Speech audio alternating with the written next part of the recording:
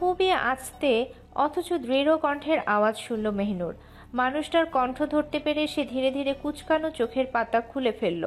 চোখের সামনে ধূসর বর্ণের টি শার্ট পরে আছে মানুষটা, পরনে তার কালো প্যান্ট। তার দিকে দৃষ্টি তুলে তাকানোর জন্য প্রচুর সাহস প্রয়োজন। মেহনুর আর চোখের ডানে বামে দেখে নিল। আশপাশে কেউ নেই, একদম নির্জন, শান্ত, কোলাহল মুক্ত হয়ে আছে চারপাশ।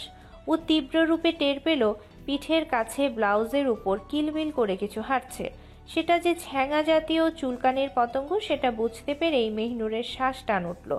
অকস্মাৎ জোরে জোরে নিঃশ্বাস নিতে শুরু করলো মেহনুর। হাত পাও কাঁপতে লাগলো ওর। মাহাতিম সেটা আঁচ করতে পেরে মৃদু সুরে আবার বলল, আমার দিকে তাকাও মেহনুর, তোমাকে শুধু আমার দিকে তাকাতে বলেছি, সময় নষ্ট করো না, আমার দিকে তাকাও। মেহনুরের জীর্ণ শীর্ণ রোগীর মতো কাঁপতে লাগলো। কিটটা ধীরে ধীরে নিচের দিকে কোমরের কাছে নামছিল। যদি ওটা কাটা জায়গাটার ওখানে যায় কি করুণ অবস্থা হবে সেটা কি কেউ জানে? এত বলার পরও যখন মেহনুর মুখ তুলল না, তখন মাহাতিম বাধ্য হয়ে ওর থুতনি ধরে মুখ তুলল। সমস্ত শরীর ঝিমঝিম করে উঠল মাহাতিমের স্পর্শ এবং চাহনি দেখে।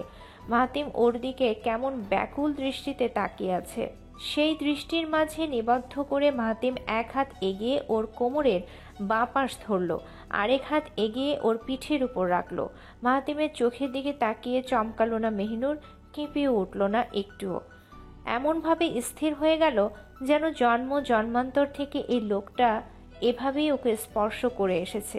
মাহাতিম ওর পিঠের উপর হাতের বিচরণ চালাতেই কোমল সুরে বলে ওঠে, মেহনুর আফরিন, 10ম শ্রেণী, রোল নম্বর 13, বিদ্যাশ্বরী স্কুলের সবচেয়ে অনিয়মিত ছাত্রী। চুপচাপ আমার দিকে তাকিয়ে থাকো, অন্যদিকে ধ্যান দেওয়ার প্রয়োজন নেই। এ কথার উত্তরে একবার শুধু চোখের পলক ফেলল মেহনুর। চোখ খুলে আবারও মাহাতিমের দিকে তাকিয়ে রইল সে। মাহাতিম ওর দু চোখের ভেতর দৃষ্টি জড়িয়ে মেদহীন পিঠটার নিচে হাত নামাতেই হঠাৎ ব্যথার শব্দ তুলে শিউরে উঠল। কিন্তু মেহনুরকে কিছু বুঝতে না দিয়ে তৎক্ষণাৎ চোখ খুলে ওর দিকে স্বাভাবিক দৃষ্টিতে তাকালো। মেহনুর অপ্রতিভ ভঙ্গিতে চমকে উঠলেও মাহাতিমের অবস্থা দেখে প্রশ্নাত্মক দৃষ্টিতে তাকিয়ে রইল। ওকে কিছু জিজ্ঞেস করবে তার আগেই ওর দিকে বাঁকা হাসি দিয়ে দুপা পিছিয়ে গেল মাহাতিম। কোমর থেকে হাত সরিয়ে ফেলল, পিঠ থেকেও সরিয়ে নিল নিজের অন্য হাতটা। মেহনুরের দিক থেকে পিছিয়ে যেতে যেতেই ডান হাতটা কেমন লুকানোর ভঙ্গিতে পকেটে গুঁজে ফেলল, অথচ মুখে স্বাভাবিক অবস্থা বজায় রেখে বলল, এখানে থাকা সেফ না, বাড়ি যাও, আমি আসছি। আর 1 সেকেন্ডও অপেক্ষা করল না মাহাতিম। ডান হাতটা পকেটে গুজে ব্যস্ত পায়ে চলে গেল। মেহনুরও ওর যাওয়া দেখতে দেখতে বাড়ির ভেতরে ঢুকে গেল। কিন্তু মনের মধ্যে সেই যে সন্দেহ ঢুকেছে সেটা আর কোনোভাবেই বেরোলো না। বিকেলের দিকে ঝমঝমিয়ে বৃষ্টি নামলো পুরো গ্রাম জুড়ে। গ্রামের আনাচে কানাচে বৃষ্টির ঝুমঝুম ধ্বনিতে মুখরিত হচ্ছে। সবাই বৃষ্টির আমেজ দেখে বিকেলের জন্য গরম লুচি ভাজতে বসেছে। মার্জা ছেলের জন্য কফি বানিয়ে রুমে মাহাদির হাতে পাঠিয়ে দিলেন। মাহাতিমের দরজায় কড়া নেড়ে কফি হাতে ঢুকলো মাহাদি। মাহাতিম জানালা থেকে দৃষ্টি সরিয়ে মাহাদির দিকে তাকালো। ডান হাতের জায়গায় ইচ্ছে করে বাঁ হাত এগিয়ে মগ ধরতে চাইল, কিন্তু মাহাদি ব্যাপারটা দেখে ভীষণ কুঁচকে মগ না দিয়ে বলল, কোনো জিনিসে যে ডান হাতে ধরতে হয় সেটা জানো না? ডান হাত বাড়াও ভাইয়া, না হলে আমি কফির মগ দিব না। মাহাদির সূক্ষ্ম শাসন দেখে দুই গালে ভাঁজ ফেলে মাহাতিম হেসে দিল। জানালা থেকে সরে এসে মাহাদির সামনে হাঁটু গেড়ে বসল। পকেট থেকে ডান হাতটা বের করলেও সেটা নিচু করে রাখলো। বাঁ হাতটা মাহাদির কাঁধে তুলে দিয়ে বলল, বেশি বড় সাজা হচ্ছে তাই না? ডান হাত ব্যথা, এই জন্য বাঁ হাত বাড়িয়েছি। দে মগটা দে, বৃষ্টিটা দেখতে দেখতে কফিটা এনজয় করি। মাহাদি কোনো কথা শুনল না। সে ভাবল মাহাতিম হয়তো ব্যথার কথাটা মিথ্যে বলেছে, তাই রাগত সুরেই মাহাতিমের উদ্দেশ্যে বলল, তুমি আমার সাথে চেকমেট করতে পারবে না ভাইয়া, আমি তোমার চালাকি ধরে ফেলেছি। তুমি যে সত্যি বলছো, তুমি যে মিথ্যা বলছো আমি সেটা বুঝেছি। মাহাতিম বাঁকা হেসে বলল, তাই তুই এত বুঝিস? চর খেতে খেতে সব বুঝে গেলি নাকি? মাহাতিমের কথায় এবার সত্যিই রেগে গেল মাহাদি। কাঁধ থেকে ঝটাং করে ওর হাত সরিয়ে কফির মগটা টেবিলের উপর রেখে আসলো। বুকের কাছে দু হাত ভাঁজ করে অ্যাটিটিউড দেখিয়ে বলল, আমি এখন ফিডার চোষা বাচ্চা না, আমি এখন অনেক বড় হয়েছি। কতদিন পর তোমার মধ্যে বন্দুক চালিয়ে সবাইকে ঢিসুম ঢিসুম করে দিব। ওর বাচ্চা সুলভ কথা শুনে হো হো করে হেসে দিল মাহাতিম। হাসতে হাসতেই মাহাদির কাঁধটা ধরে কাছে টেনে বলল, এই কথা বাইরে ফাঁস করিস না বেটা। কফিটা নিয়ে আয়, আর আপডেটগুলো বল। সকালে তো শুনতে পারিনি, বাকি আপডেটগুলো দে, এখন একটু শুনি। মাহাদি আবারও কাঁধ ঝাড়া মেরে মাহাতিমের হাতটা সরিয়ে ফেলল। এক পা পিছিয়ে গম্ভীরভাবে বলল, mister Mahtim Ansari, son of Abdul Mehedi Ansari, brother of Mehedi Ansari. কথাটুকু বলতেই মাহাদির কথা আটকে গেল। এরপর আর কার কার পরিচয় ঠেলে ঠুলে ঢোকানো যায় সেটা নিয়ে চিন্তায় পড়ে গেল। মূল কথা ছিটকে যাওয়ার দৃশ্য দেখে ঠোঁট টিপে হাসতে লাগলো মাহাতিম। কোনো রকমে হাসি আটকে চিন্তিত মাহাদির উদ্দেশ্যে বলল, আরে বল, থামলি কেন? পুরো 14 গোষ্ঠীর নাম আমার নামের পিছনে লাগিয়ে দে, আয়। মাহাদি এবার বিরক্ত হয়ে গজগজ করে বলল, ভাইয়া তুমি প্লিজ বলবে তোমার রাইট হাতে কি হয়েছে? এটা বললি তো শেষ, আমি তো আর কিছু জানতে চাইনি।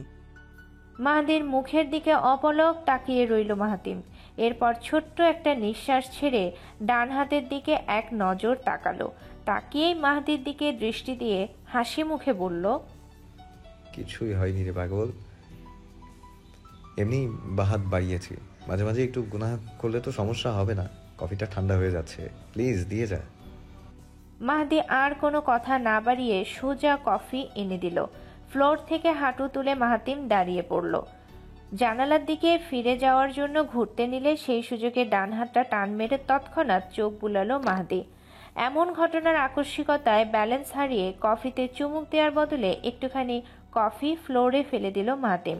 সে মাথা ঘুরিয়ে মাহাদির দিকে তাকালে কথা বলার জন্য বাক্য হারিয়ে ফেলল।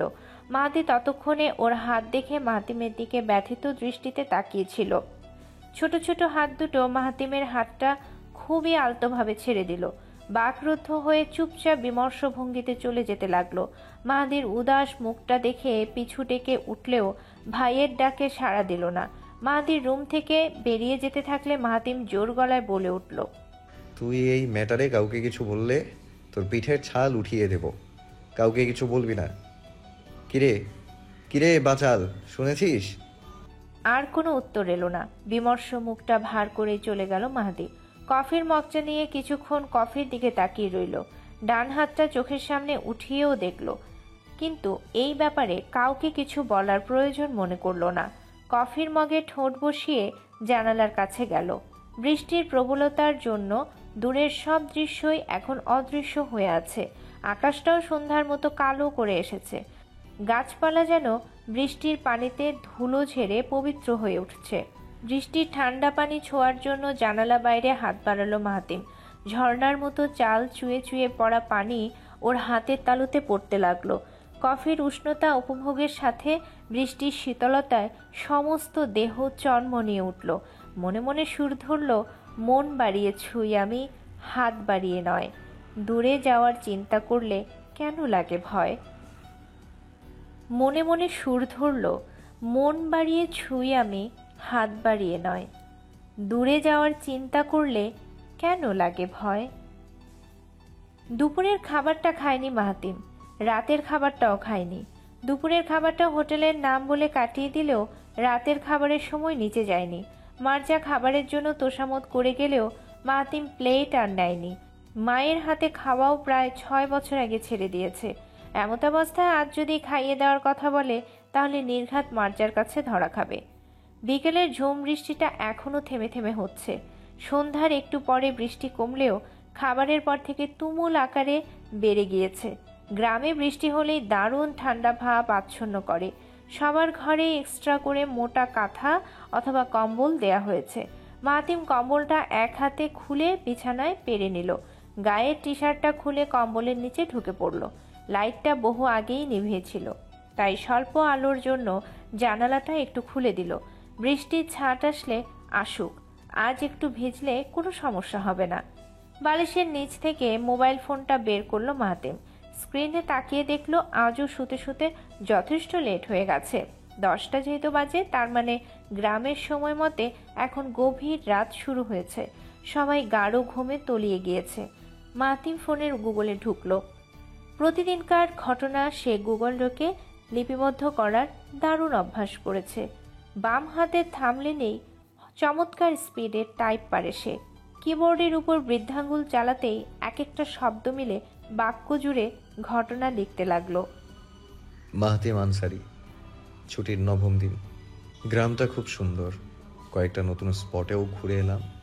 বদ্ধ জীবনে থাকতে থাকতে ঘোরাঘুরির মানসিকতা আমার তৈরি হয়নি। আজকের দিনটা সাধারণভাবে শুরু হলেও শেষটা সুন্দর একটা স্মৃতি হিসেবে যুক্ত হলো। মেহনুর নামের মেয়েটা আবারও আমার সামনে বেশ অদ্ভুতভাবে পড়ে গেল। মেয়েটা কোনোদিন স্বাভাবিকভাবে থাকে না। আমাকে দেখলেই মারাত্মক ভয় পায়। এমন একটা ব্যবহার করে যেন আমি ওকে খেয়েই ফেলবো।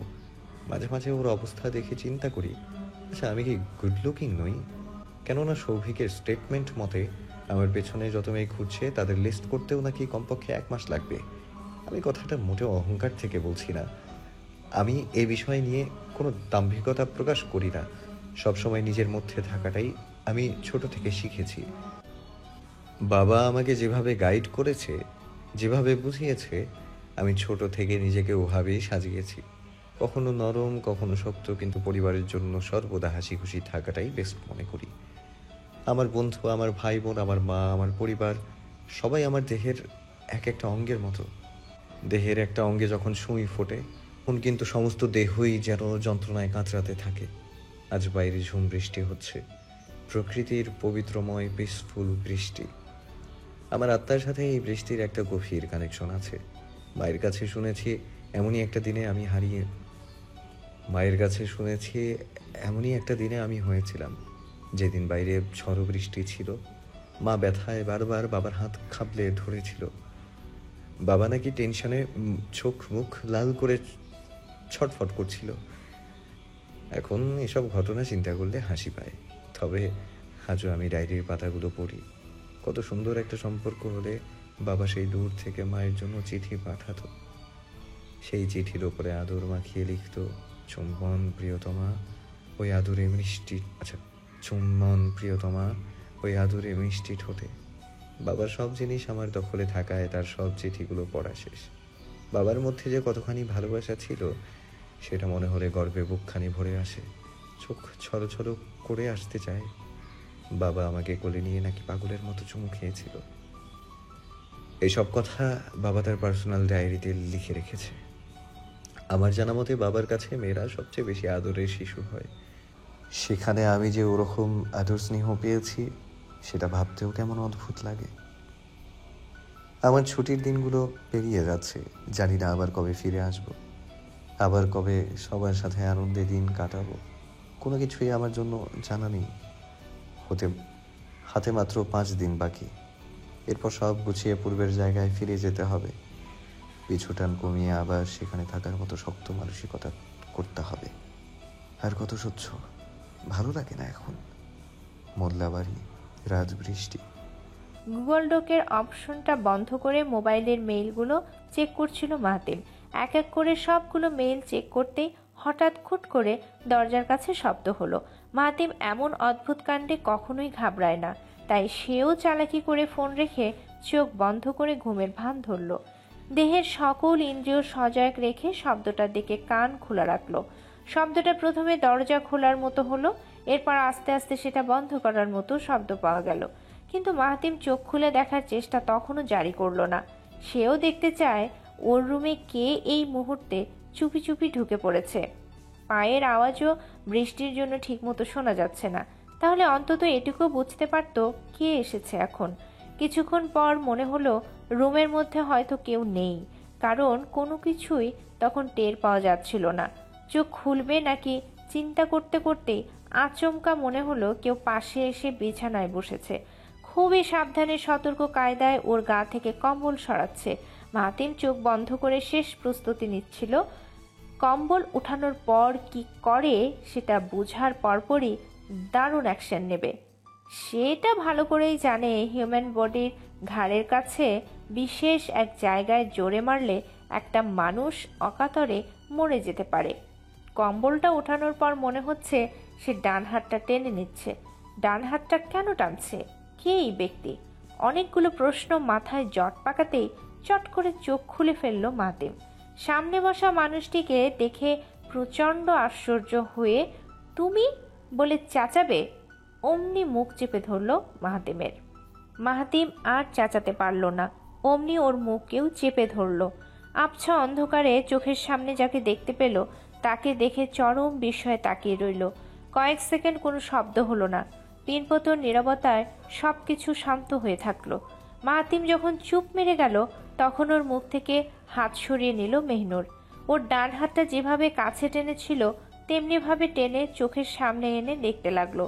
মাহাতিম এখনো বিশ্বাস করতে পারছে না মেহনুর ওর রুমে এসেছে, ওর হাত টেনে পর্যবেক্ষণ করছে। যেই চিন্তাটা কখনো স্বপ্নেও ভাবা যায় না, যেই মেয়ে ওকে দেখতেই পারে না সেই মানুষটা নাকি ওর রুমে এসেছে। মেহনুর চুপচাপ হাতটা দেখে সঙ্গে করে যে স্টিলের ছোট বাটি এনেছিল সেটা টেবিল থেকে নিয়ে নিল। গাঢ় কিছু তরল জাতীয় পানি সেই ছোট বাটিটাই ছিল। মেহনুর আঁচলের খুঁট থেকে রুমাল বের করে সেটা ওই গাঢ় লেপনে চুবিয়ে নিল। সামান্য নিংড়ে নিয়ে রুমালটা ওর হাতের উপর আলতো করে বুলাতে লাগলো। মাহাতিমের ইচ্ছে করছে নিজের গালে একটা চড় মারতে। মানে আসলেই কি মেহনুর ওর কাছে এসেছে, নাকি রাত দুপুরে বেহুদা মার্কার স্বপ্ন দেখছে? এটা যদি স্বপ্ন হয়েই থাকে তাহলে হাতের তো পরিচর্যা করতে আসবে না, লুকোচুরি করে দেখা দিয়ে চুপচাপ পালিয়ে যাবে। মাহাতিম এক দৃষ্টিতে মেহনুরের দিকে তাকিয়েছিল। মেহনুর সেটা আর চোখে বুঝতে পেরে হালকা একটু কেশে উঠল। সে কাশিতে মাহাতিম তখন স্বস্তি ফিরে পেল। তখন চট করে অন্যদিকে দৃষ্টি সরিয়ে ফেলল। কিছুক্ষণ চুপ থেকে শান্ত কণ্ঠে বলল, তুমি আমার রুমে কি জন্য এসেছো? শুধুমাত্র হাত দেখার জন্য এলে? এই রাতের বেলা একটা অবিবাহিত পিচ্চি মেয়ে আমার মতো ব্যাচেলর ছেলের রুমে শুধু হাত দেখতে এসেছে? উদ্ভট ধরনের প্রশ্ন শুনে মাহাতিমের দিকে এক পলক তাকালো মেহনুর। এরপর দৃষ্টি ফিরিয়ে আবারও কাজে মনোযোগ দিল। এদিকে উত্তরের জন্য মাহাতিম তাগাদা দিয়ে বলল, কি হলো? তোমাকে প্রশ্ন করেছি না, জবাব দিচ্ছ না কেন? কেন হাত দেখার জন্য এই রুমে এসেছো? দ্বিতীয়বার তাগাদা খেয়ে হাত থামালো মেহনুর। মাহাতিমের দিকে শান্ত চোখে তাকিয়ে নিচু কণ্ঠে বলল, চ্যাঙ্গা কিটকার জন্য আপনার হাতটা অনেকখানি ফুলে গেছে।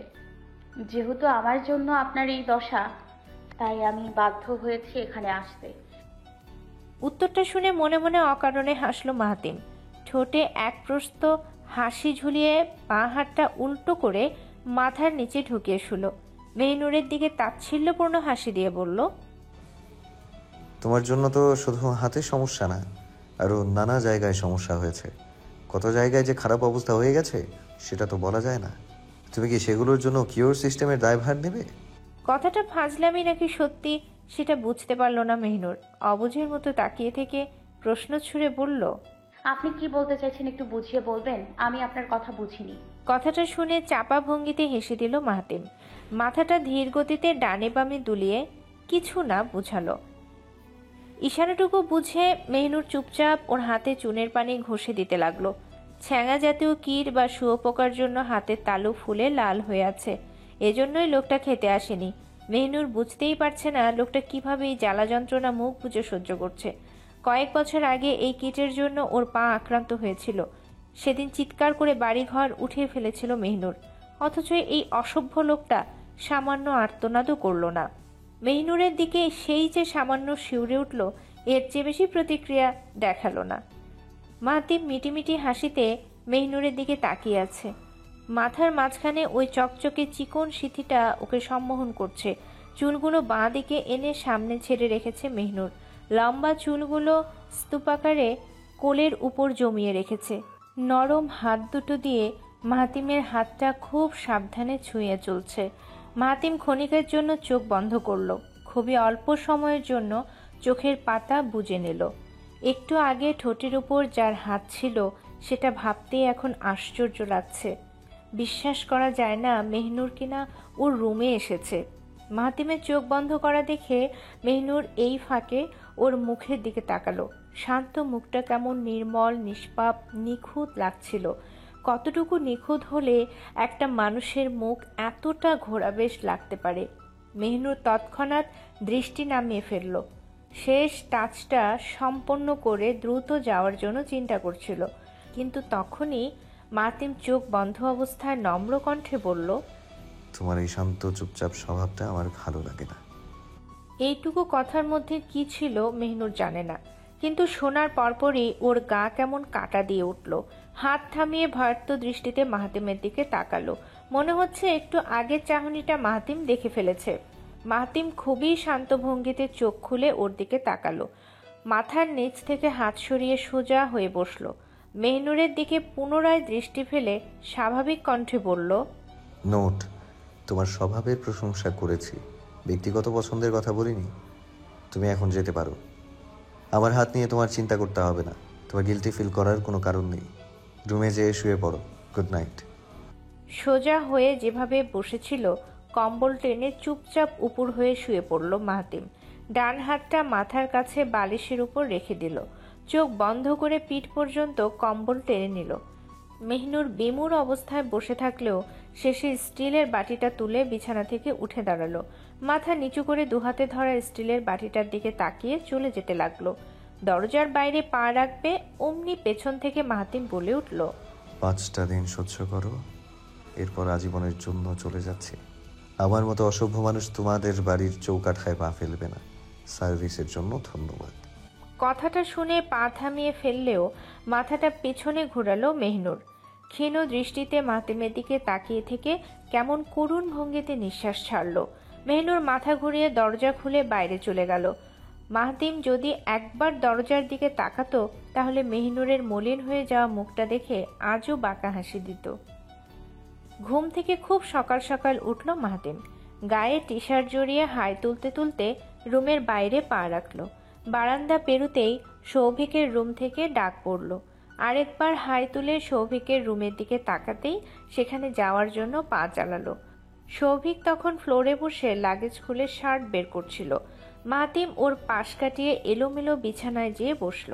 সৌভিক এক নজর দৃষ্টি মাহতিমের দিকে তাকালো। এরপর লাগেজে চেইন লাগাতেই সরল সুরে বলল, ছুটিটা কোনোভাবে বাড়ানো যায় না? মাহতিম ছুটির প্রসঙ্গ শুনে কিছুটা কৌতূহল বোধ করল। সৌভিকের দিকে বিস্ময়সূচক দৃষ্টি দিয়ে প্রশ্ন গলায় বলল, ছুটি বাড়িয়ে কি হবে? 14 দিন যে দিয়েছে এটাই তো লাখ। সৌভিক এবার পূর্ণ দৃষ্টিতে মাহতিমের দিকে তাকালো। লাগেজ ছেড়ে উঠে এসে বিছানায় গিয়ে বসলো। হালকা একটু কেশে প্রস্তুত গলায় বলল, তুই সবার কাছে মিথ্যা বললেও আমার কাছে কিছু লুকাসনি দোস্ত। তুই অন্তত আমার কাছে সত্যিটা বল, তুই সত্যি এখান থেকে শূন্য হাতে ফিরতে চাস? মাহতিম ওর কথার প্যাচটা বুঝতে পারলেও চুপ করে রইল। এই প্রসঙ্গে কথা বলতে একটুও ভালো লাগছে না ওর। সৌভিক ওর মূঢ় অবস্থা দেখে আবার প্রশ্ন করে বসলো, মাহাতিম প্লিজ, এতদিন ধোকায় রেখেও কি শান্তি পাসনি? তুই কি কথাটা আমার কাছে শেয়ার করবি? আর কত তালবাহানা করবি দোস্ত, এদিকে তো সময় নেই। মাহতিম এবার সৌভিকের দিকে শান্ত দৃষ্টিতে তাকালো। ছোট্ট একটা নিঃশ্বাস ছেড়ে হালকা গলায় বলল, কোনো অ্যাঙ্গেলেই যায় না। এ কথাটুকু শুনে তৎক্ষণাৎ ভ্রুদয় কুঁচকে এলো সৌভিকের। দারুণ বিস্ময় নিয়ে প্রশ্ন ছুড়ে বলল, তুই কেন এ কথা ভাবছিস? ওর পাশে নিজেকে রেখে কখনো দেখেছিস? দোস্ত তুই আউট সেক্টরটা ভেবে চিন্তা করছিস কেন? মাহাতিম আমার দিকে তাকা, তুই ওর সাইড থেকে নেগেটিভ কিছু পেয়েছিস? পাসনি রাইট? প্লিজ ছুটি বাড়া দোস্ত, 1 সপ্তাহ অন্তত গ্রান্টেড কর। মাহতিম মৃদু গলায় বলল, সম্ভব না। ওর জন্য আমার মনে কিছুই নেই। শুধু শুধু ওর মতো মেয়ের জন্য নিজের দায়িত্বের সাথে হেলাফেলা করার মানে হয় না। সৌভিকও চট করে বলে উঠল, তাহলে কাল রাতে ধাক্কা মেরে বের করে দিলি না কেন? কেন বললি না বেরিয়ে যাও? অন্য সময় তো ঠিকই ধমকানি দিয়ে তাড়িয়ে দেস, তাহলে কাল কি হয়েছিল? সৌভিকের উত্তেজিত অবস্থা দেখে মাহতিম নিজেকে সংযত করে বলল, কাল রাতেও তো ছ্যাঁচড়ামি করেছিস। সৌভিক সে কথার সূত্র ধরে গম গম গলায় বলল, আমার কথা কাটাবি না মাহাতিম, আমি 1 নাম্বার শার্টটা নিচে যাচ্ছিলাম, তখনই ওকে রুমে ঢুকতে দেখেছি। তুই আমাকে এটা বল, ওর প্রতি যদি ফিলিংস নাই থাকে তাহলে বারবার হেল্প করতে যাস কেন? এমনিই যাই, মানুষের হেল্প কি করা উচিত না? খুঁজে খুঁজে কি দুনিয়ার মধ্যে ওকেই নজরে পড়ে? আচ্ছা শাহনাজ যে সেদিন বালতি হাতে তোর চোখের সামনে দিয়ে গেল, তখন হেল্প করলি না কেন? শাহনাজকে হেল্পের জন্য অবশ্যই জিজ্ঞেস করেছিলাম। ওর হেল্পের দরকার হয়নি, তাই না করে দিয়েছে। এতে চিল্লানোর কি হলো? তুই তো মেহনুরের বেলায় কোনো ফর্মালিটিস করিস না। ওর ব্যাপার আসলেই মাই প্রপার্টি ভেবে কাজ করে দিস। তাহলে ওর বেলাতেই চেঞ্জ কেন? শেফালি মামির জন্য তুই সুরায়াকেও টাইট দিয়েছিস, তরুণকেও যে রাতের বেলা পিটিয়ে বাড়ি থেকে বের করেছিস সবই আমরা জানি। তোর আচরণ, তোর কথাবার্তা, তোর পার্সোনালিটি সবই ওর প্রতি অ্যাট্রাক্টেড মাহাতিম। তুই যতই আমাদের সামনে অস্বীকার করে বলতে থাক, লাভ নেই। শুধু একটা কথাই মাথায় রাখবি, আমাদের অগোচরে মেহনুরের ব্যাপারে যা যা তথ্য কালেক্ট করেছিস সেগুলো সাবির এসে আমাদের কানে জানিয়ে গেছে। তুই যখনই কারো প্রতি ইন্টারেস্টেড হস তখনই তার ব্যাকগ্রাউন্ড হাতাদিতা করে ফেলিস। এবারও বাদ রাখিসনি। আমরা মুখে ঘাস দিয়ে চলি না মাহাতিম, আমরা ঘাসে মুখ দিয়ে চলি না মাহাতিম। তোর সকল রুলস রেগুলেশন আমরা জানি। তুই শুধু একবার মুখে বল তুই ওকে পছন্দ করিস, আমরা আর কিছু বলবো না। মাহাতিম বিছানা থেকে উঠতেই তাচ্ছিল্যের সুরে বলল, যদি বলি তোরা যা ভাবছিস সব মিথ্যা, তখন কি করবি? সৌভিক গরম মেজাজে কিছু বলবে অমনি নিজেকে সামলে নিয়ে চুপ করে রইল। মাহাতিম ওর অবস্থা দেখে আলতো করে হাসি দিয়ে বলল, আমার ব্যাপারটা আমাকে হ্যান্ডেল করতে দে বন্ধু।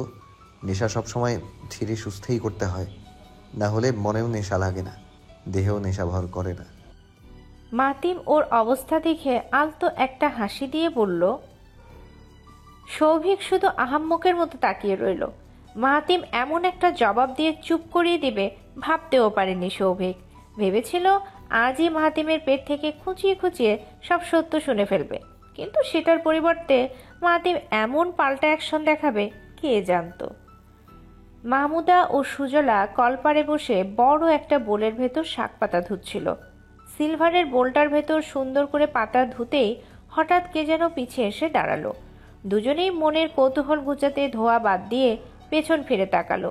তাকাতেই সাথে সাথে মাহমুদা মাথায় ঘুমটা টেনে নিল। অপরদিকে সুজলা হাসি মুখে বলল, মাহাতিম বাবা, বাইরে থেকে আসলে? নাইম, কিছু দরকার? গাঢ় বেগুনি রঙের শার্ট পরেছে মাহাতিম। উত্তরটা শুনে দুহাতে স্লিপ তুলতে লাগলো। সৌজন্যমূলক হাসি দিয়ে কলপারের অন্য সাইড দিয়ে ভেতরে ঢুকলো। চাপকলের হ্যান্ডেল ধরে জোরে চাপ দিতেই বলল, জি মামি, নানুর সাথে একটু বাইরে গিয়েছিলাম। আমার আপাতত কিছু দরকার নেই, কিন্তু আপনাদের সাথে কিছু জরুরি কথা বলার ছিল। মাহাতিম চাপকলের পানিতে হাতের কনুই পর্যন্ত ধুচ্ছিল। এদিকে সুজলা ও মাহমুদা নিজের মনেই ভাবতে লাগলেন মাহাতিম কি নিয়ে এখন কথা বলবে। মাহাতিম হাত দুটো ঝেড়ে কলপার থেকে বেরিয়ে আসলো। বাইরে দাঁড়িয়ে রুমাল দিয়ে হাত মুছতেই শান্ত কণ্ঠে বলল, আপনারা সাংসারিক কাজে খুবই ব্যস্ত থাকেন, এটা আমি বুঝে গিয়েছি, কিন্তু নিজেদের মেয়ের প্রতি এতটা উদাসীন হলে চলে না মামি। আশা করি আপনারা আমার কথাটা বুঝতে পেরেছেন। আপনাদের পিঠ পিছনে যে কাণ্ডকীর্তি রচনা করা হয় সেগুলো একটু চোখ কান রেখে দেখবেন।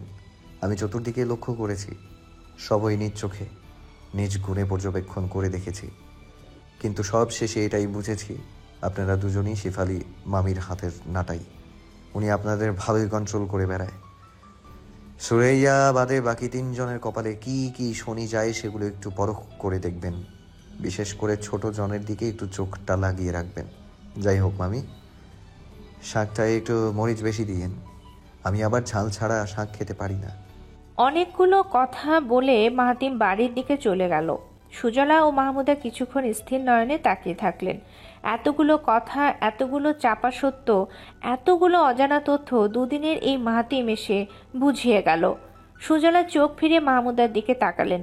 মাহমুদাও দৃষ্টি তুলে সুজলার দিকে প্রশ্নসূচকে তাকালেন। দুজন একসঙ্গে ঢোক গিলে আবারও কাজে মনোযোগ দিলেন, কিন্তু পূর্বের মতো স্বস্তির নিঃশ্বাসে কাজ করতে পারলেন না। মাথার মধ্যে চিন্তার ঘূর্ণিপাকে শুধু একটাই কথা বাজছিল, সুরাইয়া বাদে বাকি তিনজনের কপালে কি কি শনি যায় সেগুলো একটু পরখ করে দেখবেন। মাহমুদা একদম মিয়ে যাওয়া ভঙ্গিতে চুপ হয়ে গেলে সুজলা ওনার দিকে তাকিয়ে বললেন, মাহমুদা, ওই ফকিন্নি বুঝি আর শুধরাবে না। মাহমুদা কিছু বললেন না, কিন্তু মুখ নিচু মনে মনে ঠিকই বললেন, ওই মহিলা আমার মেয়েটারে শান্তি দিল না। সারাদিনের মধ্যেও মাহাতিমের দেখা পায়নি মেহনুর। কাল রাতে যখন 5 দিন পরে চলে যাওয়ার কথাটা বলল, কেন জানি খারাপ লাগছিল ওর। দুপুরের খাবার শেষ করে দাদা ভাইয়ের সাথে দেখা করতে নামলো। আজ হান্নান শেখ কাজ থেকে ফুরসত পেয়েছেন বলে নিজের রুমে নাকি বিশ্রাম নিচ্ছেন। মেহনুর হড়বড় করে বিছানা থেকে নেমে আয়নার সামনে দাঁড়ালো। এলোমেলো চুলগুলো প্যাঁচাতে প্যাঁচাতে একটা খোপা করে নিল। হালকা নীল রঙের শাড়িটা ঠিকঠাক করে নিল। শাড়িটা নীল হলেও পাটটা সাদা ওর। মেহনুর রুম থেকে বেরিয়ে সোজা দাদাভাইয়ের রুমের দিকে চলল। মাহাতিম অপোজিট দিকের বারান্দায় দাঁড়িয়ে কফি খাচ্ছিল। আঙিনার দিকে দৃষ্টি দিয়ে ভাই বোনদের ক্যারাম খেলা দেখছিল। মেহনুর যখন সিঁড়ি ধরে নিচে নামছিল তখন বিপরীত দিকে বারান্দার দিকে একটুও নজর পড়েনি, কিন্তু দূর থেকে মাহাতিমের শান্ত চাহনি হঠাৎ মেহনুরের দিকে পড়ল। বারান্দার রেলিংয়ে ডান হাতটা রেখে বাঁ হাতে কফি খাচ্ছে মাহাতিম। চোখের সম্পূর্ণ দৃষ্টি তখন মেহনুরের দিকে স্থির হয়ে আছে। হালকা নীল রঙের শাড়ি পরেছে দেখে বেশ বিরক্ত বোধ করলো। এই মেয়েটা এমন সাদামাটা ধরনের শাড়ি কেন পরে? বাকি বোনগুলো তো ঠিকই রং বেরঙের শাড়ি পরে সেজে গুজে বেড়ায়, আর এই গাধা কিনা সাদামাটা হয়ে ঘুরে। মেহনুর আঙিনা পেরিয়ে হান্নান শেখের রুমে ঢুকলো। হান্নান শেখ ইজি চেয়ারে বসে চোখ বন্ধ করেছিলেন। মেহনুর পেছন থেকে মৃদু সুরে বলে উঠল, দাদাভাই ঘুমিয়েছে? হান্নান শেখ তড়িঘড়ি করে চোখ মেলে পেছনে তাকালেন। প্রিয় নাতনিকে অনেকদিন পর সামনে পেয়ে প্রাণ খোলা হাসি দিলেন। মেহনুর সেই হাসি দেখেই পায়ে গিয়ে দাদাভাইয়ের পাশে বিছানায় উঠে বসল।